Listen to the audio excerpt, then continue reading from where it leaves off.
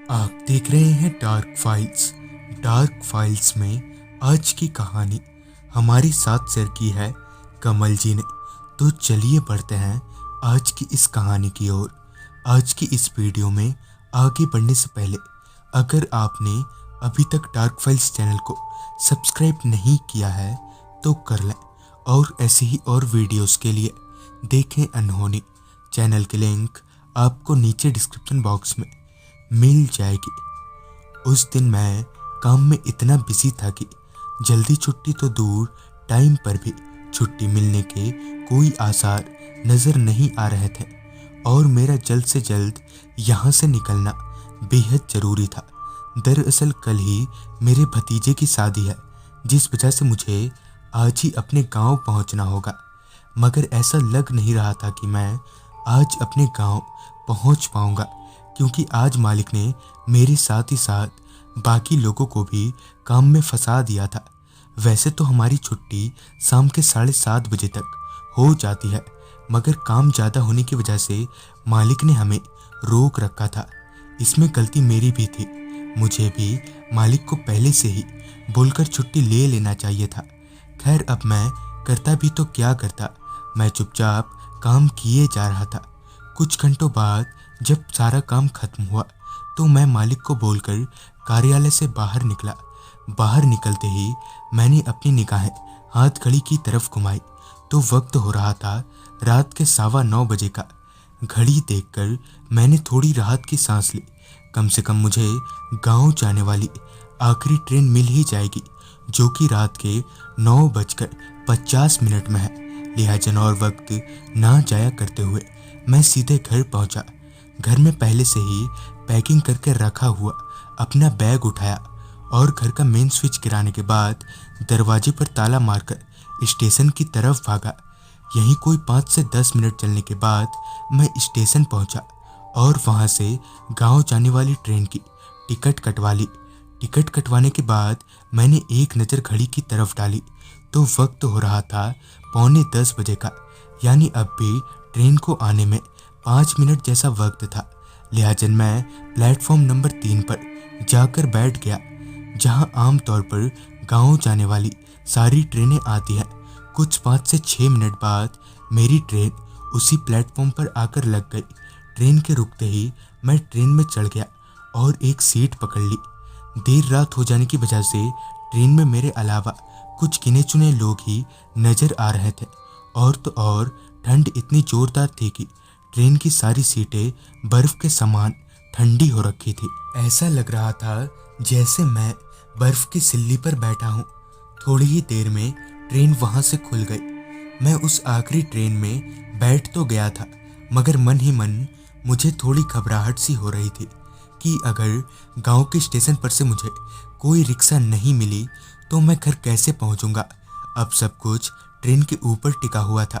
अगर train late नहीं हुई तब तो मैं आराम से घर पहुंच जाऊंगा, और अगर ट्रेन आधा घंटा भी लेट हो गई तो ना ही मुझे कोई रिक्शा मिलेगी और ना ही कोई सवारी। और तो और गांव के स्टेशन से मेरा घर भी काफ़ी दूर है। खैर, अब मैं कुछ कर भी नहीं सकता था।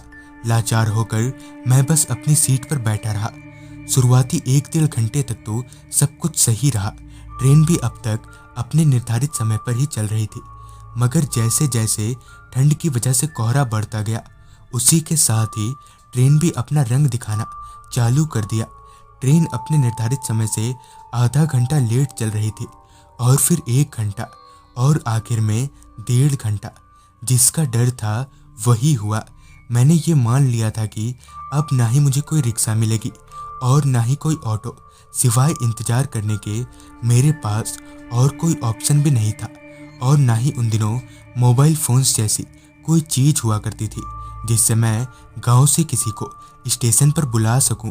मैं बेबस सा होकर अपनी सीट पर बैठा रहा। अब मेरे ट्रेन से स्टेशन पर उतरने का अनुमानित वक्त था रात के 1:30 बजे का। कुछ घंटों बाद ही ट्रेन मेरे गांव के स्टेशन पर पहुंची। उस स्टेशन पर सिवाय मेरे ट्रेन से और कोई नहीं उतरा था। पूरे स्टेशन को खामोशी और कोहरे ने जकड़ रखा था।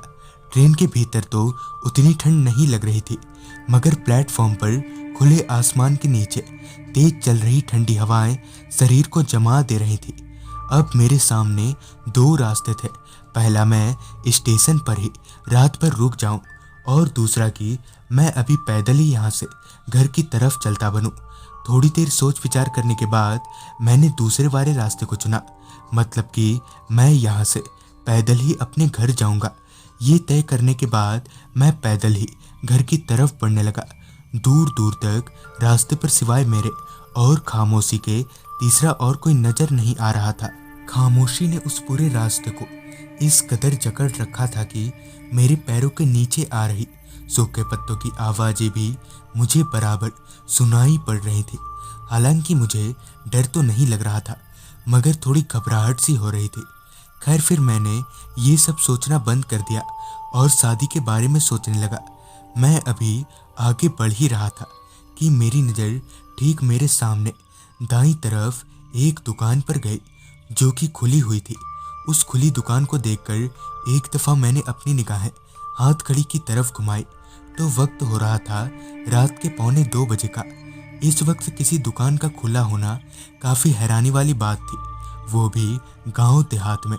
खैर, मैं उस दुकान के करीब गया तो पाया कि वो एक नाई की दुकान है, यानी सैलून है। उस सैलून को देखकर मुझे याद आया कि मुझे भी अपनी दाढ़ी बनवानी थी, मगर दिन भर के कामकाज में मुझे वक्त ही नहीं मिला, और फिर कल शादी की तैयारियों में वक्त नहीं मिलेगा। तो ये अच्छा मौका है अपनी हजामत करवाने का। लिहाजा मैं दरवाज़ा खोलकर सैलून के भीतर गया तो भीतर पहले से ही एक आदमी अपनी दाढ़ी बनवा रहा था। तो मैं वहीं दूसरी सीट पर बैठकर अपनी बारी का वेट करने लगा। मैं अभी इंतजार कर ही रहा था कि दाढ़ी बनवा रहा वो आदमी नाई से बोला, भैया वो बाल भी बना दो। उस आदमी ने इतना कहा ही था कि उस नाई ने उस कस्टमर का सर धड़ से अलग कर दिया और वहीं आईने के पास रख के उसके सिर को बाल काटने लगा। ये देखने के बाद मेरी धड़कनें एक झटके से रुक गई। ये नज़ारा देखकर मेरा दिल दहल गया, मगर फिर आगे जो हुआ उसने मेरा शरीर ठंडा ही कर दिया। वो धड़ से अलग सिर नाई से बातें कर रहा था। मैं वहाँ से भागना तो चाह रहा था, मगर मेरे पैर साथ नहीं दे रहे थे। मेरी तो कुछ पल्ले ही नहीं पड़ रहा था कि ये सब आखिर क्या हो रहा है। बड़ी कोशिशों के बाद मैंने खुद को संभाला और वहाँ से बेहद तेजी से भागकर गांव पहुँचा। गांव पहुंचकर एक लंबी सांस भरते हुए मैंने सबको पूरी बात बताई। तो पहले तो बड़े भैया ने मुझे शांत करवाया और फिर बताया कि आज से 2-3 महीनों पहले ही वो एक सैलून हुआ करता था, मगर एक दिन हमारे गांव के ही किसी बच्चे की बाल काटते वक्त उस नाई ने गलती से उस बच्चे का कान काट दिया, जिस वजह से गुस्से में आकर गांव वालों ने दुकान समेत ही उसे जिंदा जला दिया।